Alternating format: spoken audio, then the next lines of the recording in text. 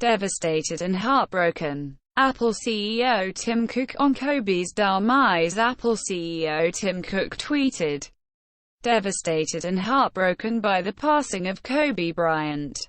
I admired his athletic prowess from afar and his humanity close up.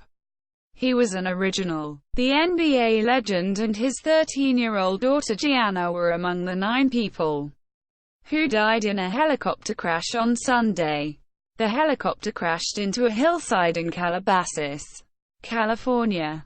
Robot used by doctors to treat first known coronavirus patient in U.S. Doctors are using a robot to treat the first person known to have been admitted to hospital in the U.S. with a new strain of coronavirus.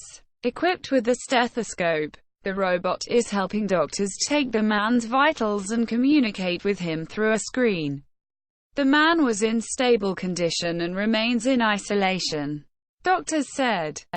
YouTube moderators told to sign contract acknowledging risk of PTSD.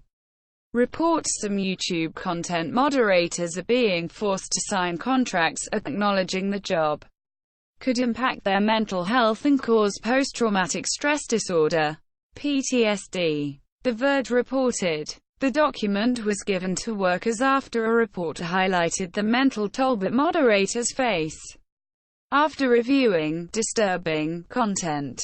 2 workers alleged they were told to either sign or face termination. 3,000 government email IDs breached, including IDs of ISRO.